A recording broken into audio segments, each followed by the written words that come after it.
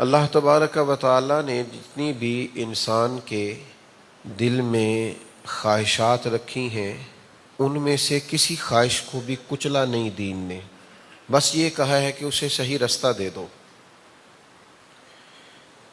اس کا جو غلط راستہ ہے، حرام راستہ ہے، اس سے اجتناب کرو، اور جو اس کا درست راستہ ہے اس راستے پہ چل کے تم اپنی خواہشات کی تکمیل کرو۔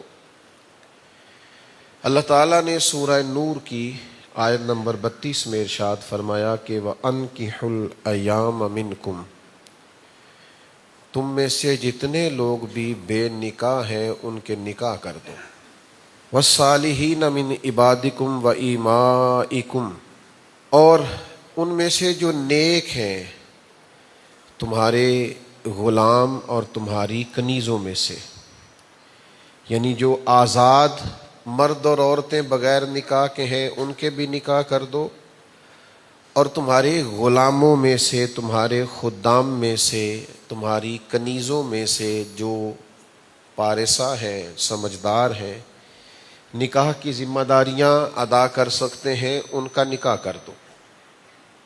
حکم ارشاد فرمایا، ترغیب دی، نکاح کا حکم دیا۔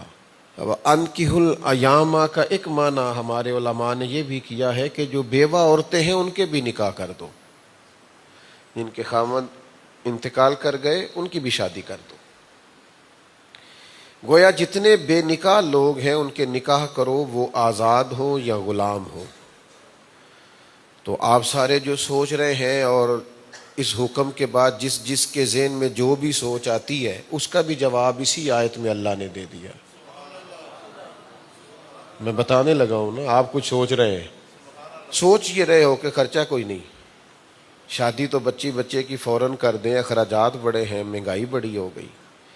میرا دل کرتا ہے کہ میرا جو خادم ہے، میرا جو پیارا ہے، میرا جو بیٹا ہے، میرا جو شاگرد ہے، میرا جو مرید ہے، میں سب کے نکاح کروں، لیکن یہ کہ بھائی اخراجات کہاں سے آئیں گے، خرچ کیسے پورا ہوگا، ضروریات زندگی کیسے آگے چلیں گی۔ بڑا ہی کریم ہے میرا کریم رب، بڑا ہی مہربان ہے اللہ کریم۔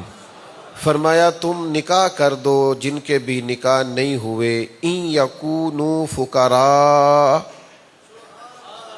اللہ فرماتا ہے اگر وہ فقیر ہوں گے نا تو یغنہم اللہ من فضلہ، اللہ انہیں اپنے فضل سے غنی کر دے گا۔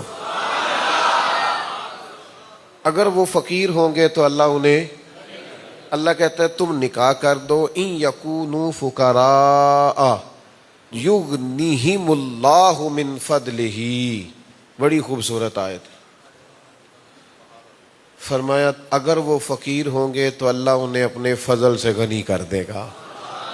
کون رب غنی کرے گا؟ واللہ واسع علیم، اللہ بڑی وسعت والا ہے اور بڑا جاننے والا ہے۔ تم نکاح کر دو، اللہ غنی کر دے گا، وعدہ کر لیا اللہ تعالیٰ نے۔ حضرت ابو بکر صدیق رضی اللہ تعالیٰ عنہ کا فرمان امام رازی نے لکھا ہے اسی آیہ مبارکہ کے تحت۔ حضرت امام رازی رحمۃ اللہ علیہ فرماتے ہیں کہ جناب ابو بکر صدیق فرمانے لگے تم اللہ کے حکم کی اطاعت میں نکاح کرو، یہ وعدہ پورا کرو اور اللہ اپنا وعدہ پورا کرے گا، تمہیں غنی کر دے گا، اللہ تمہیں مالدار کر دے گا۔ تم یہ والا وعدہ پورا کرو، اللہ بھی اپنا وعدہ۔ سیدنا فاروق اعظم رضی اللہ تعالی عنہ فرماتے مجھے اس شخص پر تعجب ہے کہ جو بغیر نکاح کے غنی ہونا چاہتا ہے، حالانکہ اللہ کہتا ہے تو نکاح کر، یغنیہم اللہ من فضلہ، اللہ تجھے اپنے فضل سے غنی کر دے گا۔